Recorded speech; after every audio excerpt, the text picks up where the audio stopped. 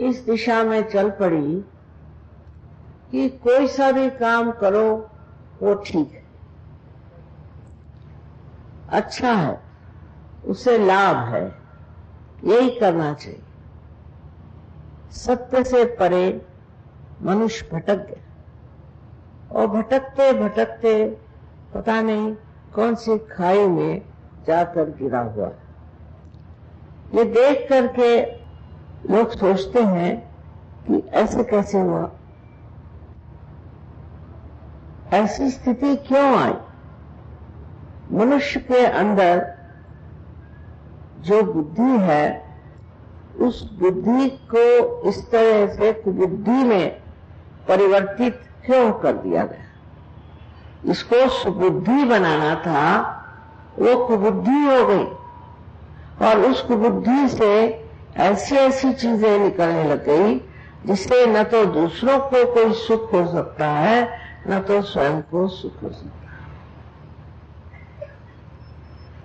हम लोग कभी कभी घबरा जाते हैं सोच करके कि ये क्या हो रहा है, मारकाट हो रही है और हर तरह का हिंसक कार्य हो रहा है, छोटे छोटे बच्चों तक को कोई नहीं छोड़ता।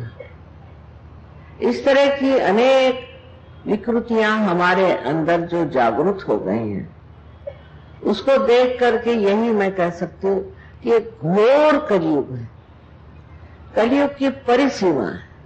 इतना तो वर्णन शास्त्रों में भी नहीं है कि ये ऐसा काल आएगा। उन्होंने साधारण इधर उधर की बातें की, ऐसा मुझे लगता है कि लोग जो है वो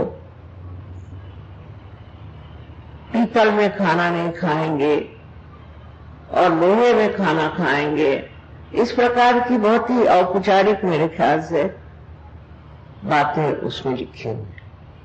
लेकिन जो दृश्य है जो सामने दिखाई देता है वो बहुत भयावह और बहुत दुखी करने वाला है।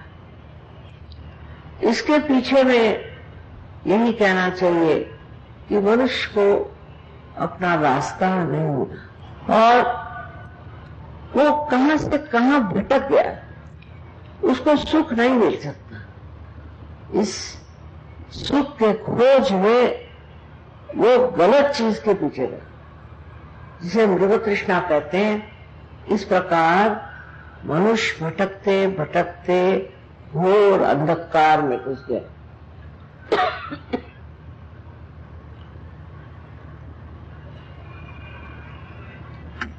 वो ये भी नहीं जानता कि जो मैं कर रहा हूं ये कुकर्म है और इस कुकर्म का फल मुझको तो बुरा मिलेगा औरों को भी मिले। इस तरह की चीजें इतनी बढ़ गई हैं कि कभी कभी समझ में नहीं आता कि ये संसार कहां जाने वाला। अपने देश में अनेक प्रश्न हैं और देश में भी बहुत से प्रश्न हैं। ये सोचना कि बाहर के लोग बड़े ठीक हैं ये गलत बात है। वो भी खोज में लगे हुए हैं और उस खोज में वो देखना चाहते हैं कि किस तरह से वो उस स्थिति को प्राप्त करें जिसमें वो मनुष्यता तो कम से कम पाले। इसका जो भी परिणाम हुआ वो ये है कि मनुष्य निराशा में चला, उसके अंदर गहन निराशा आ गया और सोचता अब क्या करें, सब ऐसा ही चलना है, चलेगा, इसको तो ठीक कर नहीं सकते। ऐसे ही वक्त एक बात हमें याद रहना चाहिए जो साधु संतों ने कहा है कि अपने ही अंदर खोजो, अपने ही अंदर सब कुछ है। काहे रे बन खोज न जाए, सदा निवासी सदा आलेपा तो है संगरम। वो कौन है, वो कौन सी चीज है जिसके बारे में सब संतों ने हिंदुस्तान में भी कहा है, बाहर भी कहा है, सब धर्मों में ही कहा हो। इतना विपर्यास धर्मों का भी हो गया कि लोग इस बात को भूल ही गए कि जो हमारे अंदर है उसे खोजना है, और हमारे अंदर हमारी आत्मा है। हर इंसान में ये आत्मा पूरी तरह से जीवित अवस्था में है। ये आत्मा जो है यही परमात्मा का प्रतिबिंब हमारे हृदय में है। ऐसी तो बातें सभी कहते हैं, सबने ही बताया कि ऐसी आत्मा है, लेकिन लोग कहते हैं मां हमने तो कभी जाना नहीं ऐसी कोई चीज होती। अब आपका समय आ गया इसे जानने का कि हमारी आत्मा, अंतरात्मा क्या चीज है, और इस आत्मा को हम किस प्रकार पा सकते हैं। ये आत्मा मानो जैसे अछूती अंदर सब चीज को देख रही है और अपने प्रकाश को भी अपने ही अंदर समेटे हुए है। वो ये भी नहीं करती कि कहीं हम गलत काम कर रहे हैं तो उस गलत काम पे कोई प्रकाश डाले, क्योंकि हम तो अपनी सुबुद्धि को कुबुद्धि बना चुके और हम देख ही नहीं सकते कि हम कोई गलत काम कर रहे हैं।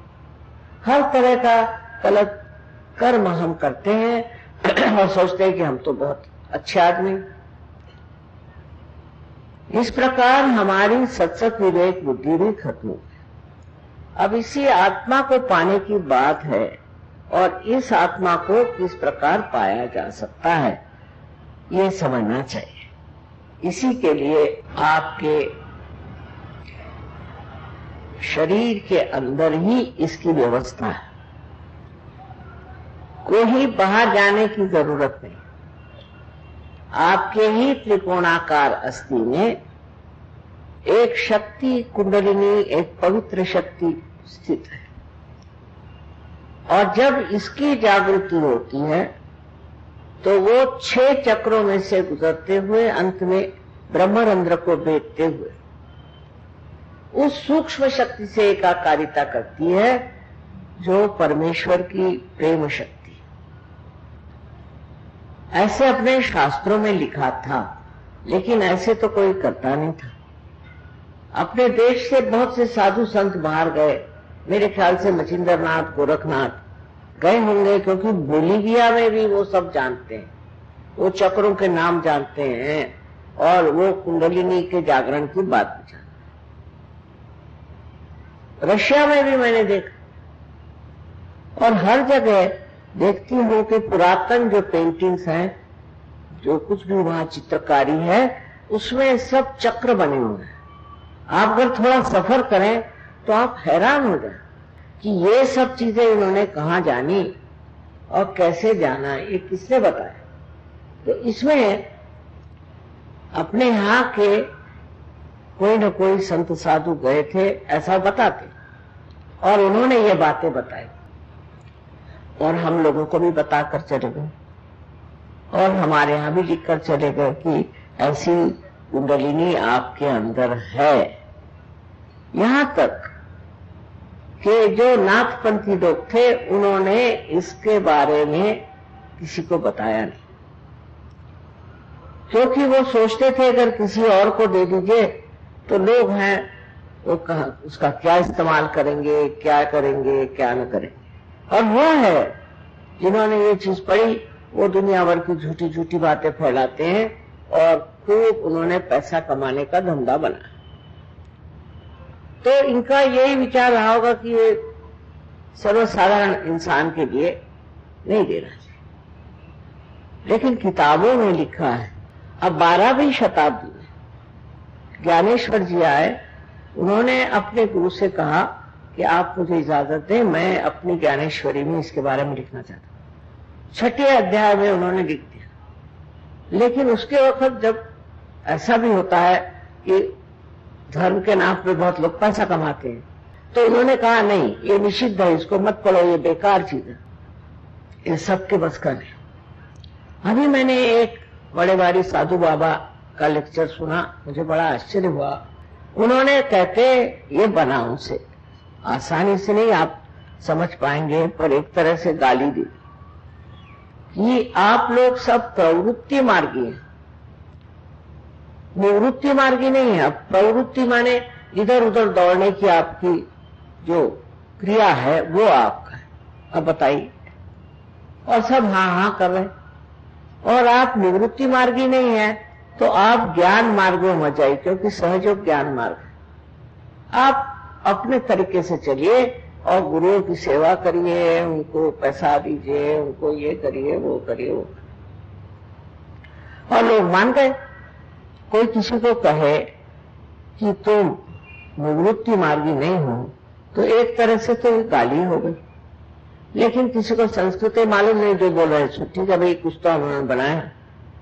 और प्रवृत्ति का मतलब है आप गलत गलत चीज की तरफ दौड़ना, और इसलिए उन्होंने साफ साफ कह दिया कि आप सिर्फ गुरुओं की सेवा करिए। एक पोता भर के आप एक बहुत से ये ले आइए, कहते हैं जिसको कि मूर्तियां ले आइए, उनकी पूजा करिए। अब बैठे हैं सवेरे 4 बजे से कर रहे हैं, फिर ये उपास करिए वो तपास करिए, इतने कर्म कांड हमारे अंदर भर दिए कि हम उसी में लूटे जा रहे हैं। ये भी नहीं हमारे समझ में आता कि ये क्यों कर रहे हैं, उसका क्या फायदा हुआ। हमारे बाप दादाओं ने ये किया और हम भी वही कर रहे हैं। और मोहम्मद साहब ने भी साफ कहा कि मूर्ति पूजा बंद, क्योंकि पता नहीं किसने बनाई है, किस वजह से बनाई। लेकिन ये पूछिए कि उन्होंने जो मक्का में एक काले पत्थर के चारों तरफ प्रदक्षिणा डालने की बात की, वो क्यों करे? उस पत्थर की क्या विशेषता थी? उस पत्थर में क्या बात थी जो कह रहे थे मूर्ति पूजा मत करो तो इस पत्थर के चारों तरफ क्यों घुमाते हो? उसकी वजह यह थी कि मक्का में मक्केश्वर शिव है, वो शिव है, मक्केश्वर शिव है। लेकिन अब कैसे जानिएगा आप कि वो मक्केश्वर शिव है? आप कैसे जानिएगा कि स्वयंभू मूर्ति कौन सी है? आपके पास कोई साधन नहीं। इसीलिए जब ये कुंडलिनी का जागरण होता है तो ये 6 चक्रों को छोड़कर जब उस चारों तरफ फैली हुई उस दैवी शक्ति से एकाकारिता प्राप्त करती है, तब आपके हाथ में ही चैतन्य बहता है। तब आपके हाथ बताएंगे कि क्या सत्य है और क्या गलत है। इतनी सुंदर व्यवस्था हमारे अंदर पहले ही से बना के रखी, ये कुछ बनाने की जरूरत नहीं। अब आपके हाथ बता रहे हैं, माने आपके हाथ जानते हैं। ये भी मोहम्मद साहब ने कहा है कि जब कियामा आएगा तो आपके हाथ बोलेंगे। आ गया कियामा, अब इसे प्राप्त करो। कोई पढ़ता भी है कि नहीं पता नहीं।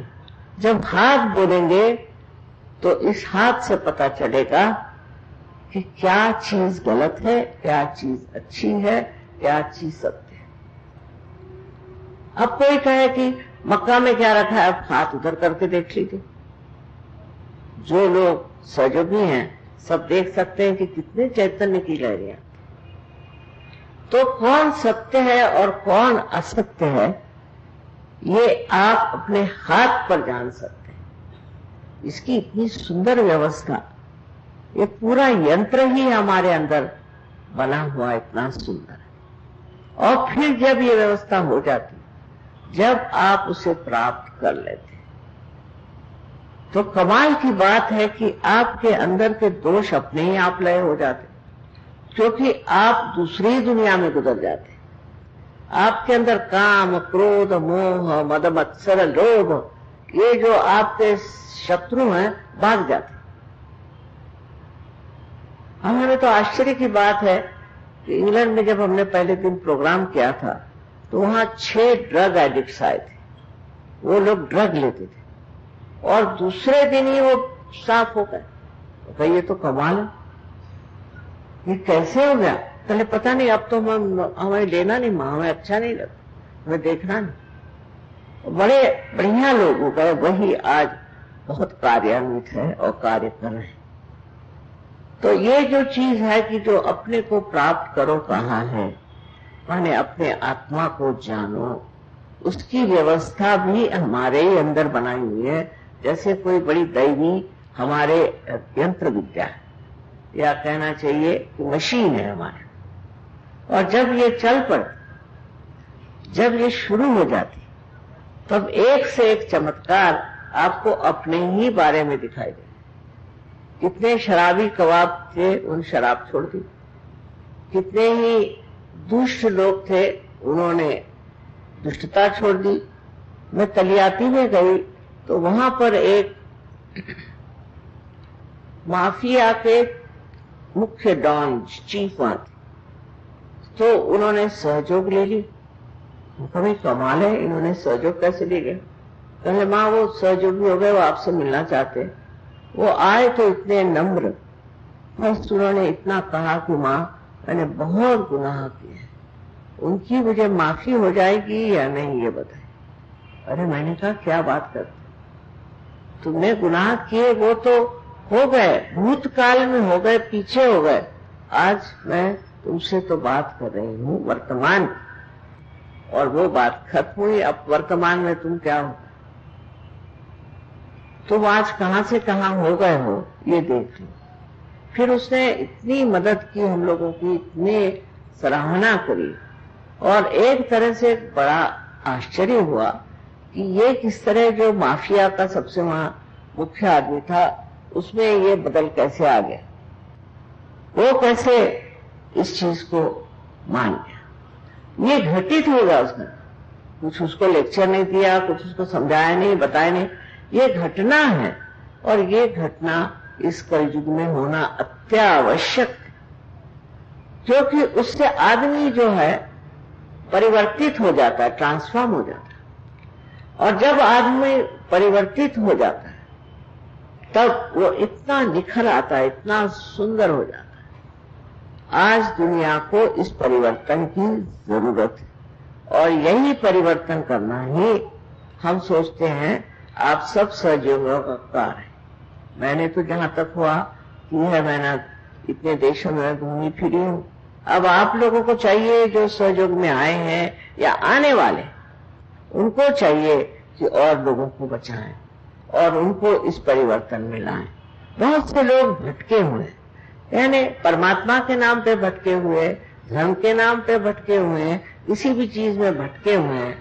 उनको जब आप इस अवस्था में लाएंगे तब आप देखिए उनका रूप कैसे बदल जाता है।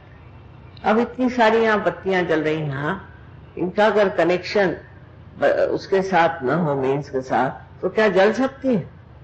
इसी प्रकार जब तक हमारा ही संबंध, जैसे कि ये है, इसका संबंध अगर मेंस के साथ नहीं हो तो इसका कोई उपयोग नहीं। इसी प्रकार हमारी हालत है कि हमारा संबंध उस महान शक्ति के साथ नहीं है। और सबसे बड़ी बात यह है कि ये सत्य ही प्रेम है, ये सत्य ही आनंद है। जब आपका चित्त इस आत्मा के प्रकाश से आलोकित होता है तो आप एक अलग ही प्रकाशमान व्यक्ति हो जाते हैं। ऐसी व्यक्ति की जो सारे संसार की भलाई कर सके, सारे संसार में सुख दे सके। अगर मनुष्य बदल गया तो कौन सी आफत आएगी? सारी आफत तो मनुष्य से ही है। जब मानव ही बदल जाएगा तो कोई सी भी परेशानी, कोई सी भी तकलीफ नहीं आएगी। इसलिए हमें सोचना चाहिए कि किसी तरह से जितना हो सके और लोगों की भी जागृति करें और इस जागरण में वो इसे प्राप्त करें। इसको प्राप्त करने के बाद देखिए, मैंने तो यही देखा, न कहीं झगड़ा होता है, न कोई आफत होती है। कोई भी देश के लोग आए, कहीं से भी आए, न कोई मोर्चा बांधता है, न कोई झंडे उछाता, कुछ नहीं। बस एक दूसरे का समागम ही सबसे बड़ा आनंद का सागर है, और एक दूसरे से मिलकर ही बड़ा अच्छा लगता है। अपने देश की तो संस्कृति है कि भाईचारा होना चाहिए, सबसे आपसी मिलावा होना चाहिए, हर एक चीज में एक तरह से हमें दूसरे की मदद करनी चाहिए, ये तो अपनी संस्कृति है। पर फिर विचित्र विचित्र बातें होती गई, ये देश अनेक इसमें विभाजित हो गया और इसलिए इसमें भी बहुत से झगड़े हो रहे हैं। जहां देखो वहीं झगड़े, कहीं जाइए तो एक मोर्चा लिए वो खड़े हैं, तो उधर दूसरा मोर्चा लिए खड़े हैं, और कोई भी बात को लेकर के इस तरह से कोई सी भी चीज को लेकर के एक गठबंधन करने का और झगड़ा करने का, ये इंसानियत की निशानी नहीं, ये तो जानवर भी नहीं करते, फिर इंसानों को ऐसा नहीं करना चाहिए। इंसान जो है ये सबसे ऊंची चीज परमात्मा ने बनाई है और उसने इतना सुंदर अपने अंदर ये पूर्णतया एक इंतजाम कर दिया, ऐसी व्यवस्था कर दी है कि आप बहुत आसानी से इसे प्राप्त कर सकते हैं। और इसके लिए आपको पैसा ऐसा देने से कोई मतलब ही नहीं है।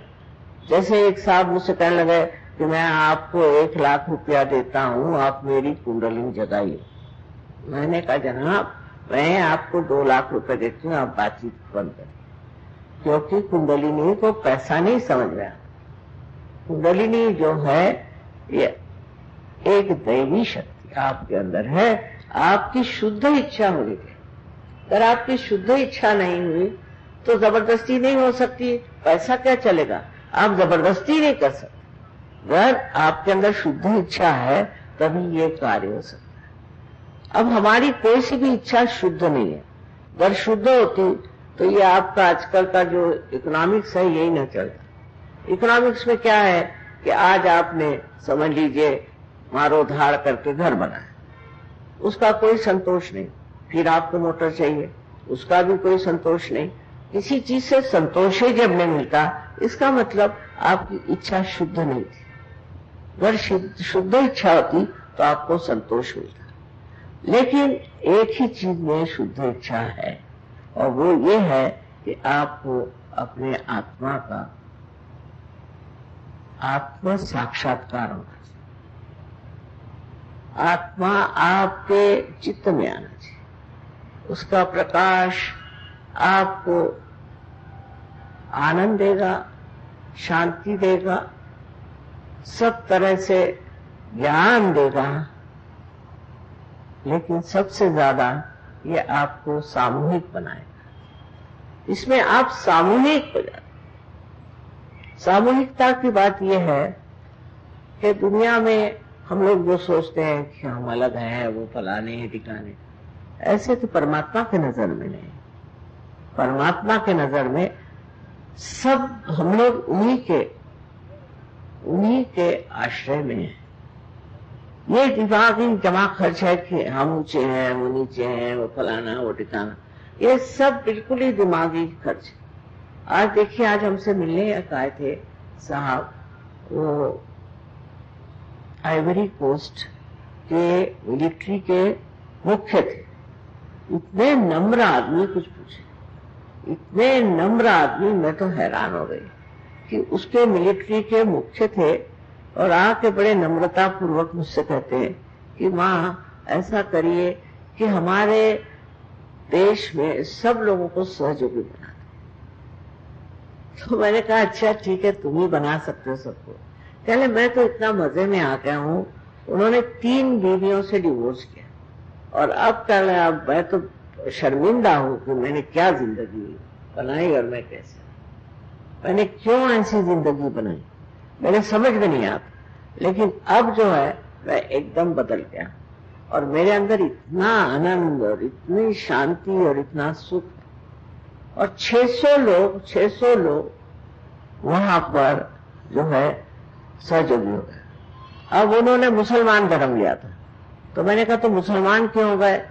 तो उन्होंने कहा इसलिए क्योंकि ये जो फ्रेंच लोग हैं इनमें तो कोई नैतिकता है नहीं, मोरालिटी है ही नहीं, इनकी तो नैतिकता एकदम बिल्कुल गई बीती है। तो हम लोगों ने सोचा कि कम से कम मुसलमानों का धर्म ले लो, उसमें थोड़ी तो नैतिकता बनी रहेगी, इसलिए हम हो गए। तो मैंने कहा सहयोग में तो सभी धर्म एक समान है और सब धर्म से आप आ सकते हैं। इसमें किसी धर्म का अपमान नहीं है, कोई नीचा नहीं ऊंचा नहीं, उल्टे आप अपने धर्म को बहुत अच्छे से समझते हैं, उसकी जो गहराइयां हैं उसको समझते हैं। अभी तक आप भटक रहे हैं तो आप उसे पा सकते हैं जो असलियत है, जिसके लिए धर्म बनाए गए थे। जो लोग आजकल धर्म के नाम पे लड़ाई झगड़ा ये वो करते हैं, ये कैसे हो सकता है? हो ही नहीं सकता, तो गलत चीज है।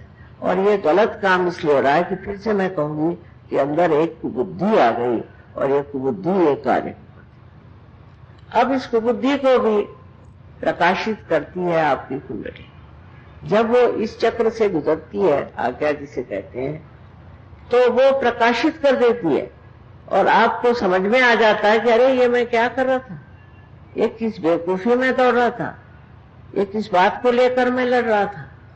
जब तक आप अपने को नहीं जानिएगा, आप सत्य को पहचान नहीं सकते और आप झूठी चीज में अपनी जिंदगी बर्बाद करेंगे, अपनी करेंगे, अपने बच्चों की करेंगे, इतना ही नहीं पर सारे देश का ही सत्यानाश हो जाएगा।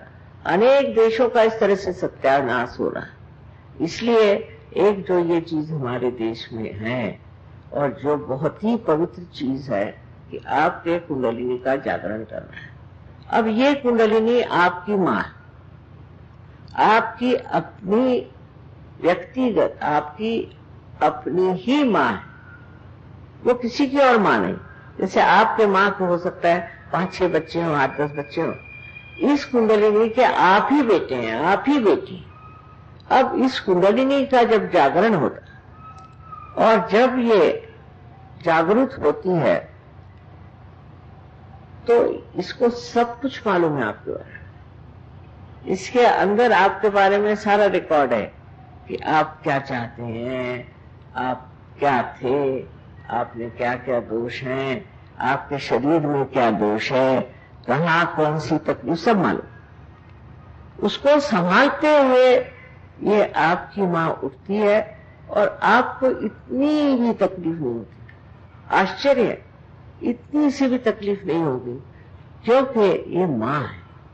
जब आप पैदा हुए थे तो मां ने सारा दुख अपने ऊपर झेला था, आपको कोई तकलीफ नहीं दी थी।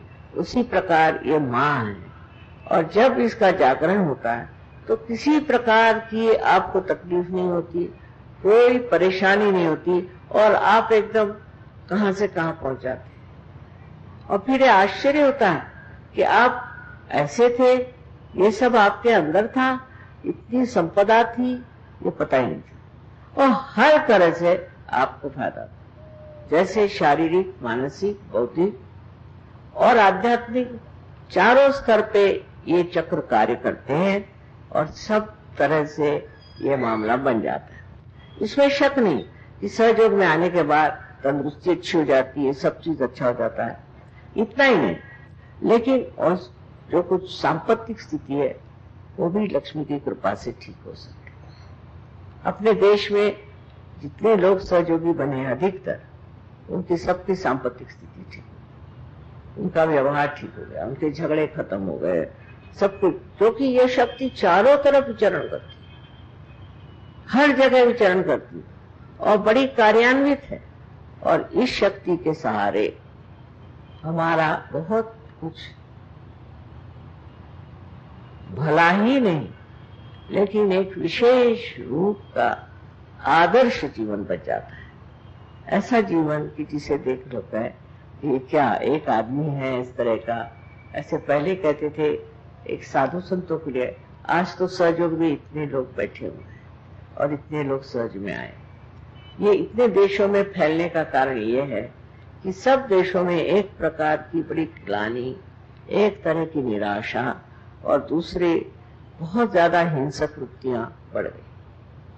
सो उसमें जो लोग थे जिन्होंने सोचा कि ये गलत, सो वो सहज में आए। ऐसे बताते हैं कि 86 देशों में सहयोग फैल गया। हालांकि मैं इतने देशों में तो गई नहीं, सही बात है, पर जैसे बीज उड़ करके जाए जहां भी, वहां पौधा खड़ा हो सकता है, उसी प्रकार सहयोग फैल गया।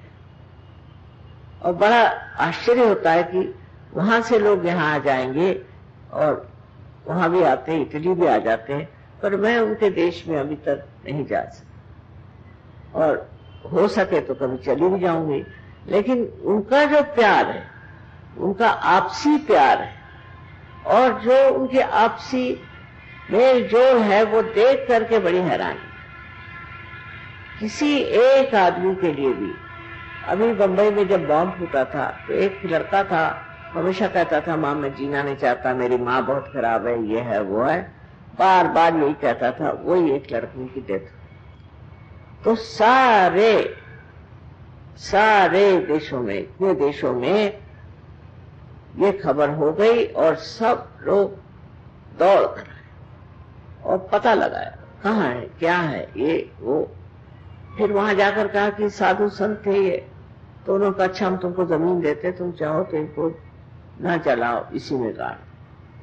ऐसे ऐसे लोगों ने वहां चिट्ठियां भेजी कि मैं तो हैरान हूं। उसके बाद में अभी मैंने देखा कि हमारे भाई साहब की डेथ हो गई, बाप मामा, उन्होंने बहुत लोगों को प्यार किया था। इतने लोगों के फैक्सेस आए कि मैं अभी तक उसमें से गुजर ही नहीं पाई। इतना प्यार, इतनी बढ़िया बढ़िया बातें उसके बारे में लोगों ने लिखा कि मैं सोचकर हैरान हूं। मैं नहीं सोचती थी कि ये उनका इतना प्यार लोगों में बटा हुआ, इतने लोग उनको प्यार करते थे। तो ये सारा प्यार का माहौल, इसमें आप आ जाते, सब आपको प्यार करते हैं, आप भी सबको प्यार करेंगे। यही सबसे बड़ी बात है सहयोग की। सहयोग की शक्ति जो है प्रेम की शक्ति, और इसके आगे कोई और शक्ति नहीं चल पाए, कोई इससे बड़ी शक्ति नहीं। जो प्रेम की शक्ति है, उसी के एक बड़े भारी आवरण में आप हैं, और हमेशा आपका संरक्षण है। आपको कोई छू नहीं सकता, क्योंकि आपसे परमात्मा प्रेम करते हैं। उनके आगे कौन चल सकता, उनके आगे कौन दुष्टता कर सकता है। ऐसे ऐसे हमारे यहाँ उदाहरण हो गए कि लोग कहते हैं माँ कैसे मैं बच गया, मेरी समझ नहीं आता, कैसे मैं पा गया, मुझे पता है। ये सारी बातें सुन के आप लोग भी बहुत खुश होते हैं, क्योंकि सब आपके ही भाई बंद हैं, सब आप ही के लोग हैं। और इसको देख करके फिर ये लगता है कि दुनिया बदलने वाली, और दुनिया में बड़े अच्छे दिन आएंगे, बहुत अच्छे दिन आएंगे, और उसमें लोग हमेशा हमेशा एक महान देश, एक महान व्यक्तित्व, एक महान कार्य को लेकर जिएंगे। ये होना है और हो रहा है, पर अभी भी बहुत लोगों को परिवर्तित करना है। परिवर्तन बहुत जरूरी है, और अभी तक इंसान बने रहे लेकिन इंसानियत से भी उतर गए। इनका परिवर्तन बहुत आसान है, उसे आप प्राप्त करें। परिवर्तन के सिवाय कोई और मार्ग नहीं है, और उसके लिए सिर्फ कुंडलिनी के जागरण से होता है, और किसी से होता नहीं। अब कोई कहेगा कि माँ ये इसको अगर हम पानी में डाल दें तो चलेगा? नहीं चलेगा। या इसको हम जलाएं तो चलेगा? नहीं चलेगा। इसका सिर्फ कनेक्शन आपको लगाना है। तो ये आप सबको आज कोई आपको पैसे नहीं देने के, कुछ नहीं, लेकिन थोड़ा समय अपने को देना होगा, और जहां भी आपके सेंटर हो वहां जाएं और अपने उसको बढ़ाएं। तो ये बहुत लोग कम करते हैं, इसलिए उनकी उन्नति होती नहीं है। जब आप तक आप उसको सामूहिकता का प्यार नहीं देंगे, जैसे कि पेड़ पौधों को आपको जल देना होता है, उसी प्रकार ये अगर आप नहीं करेंगे तो फिर वो वृक्ष बढ़ेगा नहीं। और इसीलिए ईसा ने कहा है कि कुछ बीज थे वो तो ऐसे पत्थर पे गिरे, कुछ बीज थे वो ऐसे जमीन में गए कि वहीं खत्म हो गए, और कुछ बीज ऐसे थे जो कायदे की जमीन में रहे और पनप करके वृक्ष हो गए। सो इसमें कोई धर्म की निंदा नहीं है, किसी धर्म के विरोध में नहीं, पर इस सारे धर्मों का गौरव, उनकी विशेषता है, और एक संबंध ऐसा जबरदस्त इन सब धर्मों में है, वो स्थापित होता है। एक बहुत ही ज्यादा आनंदमय, सुखमय ऐसा जीवन आपके लिए भविष्य में बना हुआ है। इसे आप प्राप्त करें, ऐसा मेरा आपको अनंत आशीर्वाद।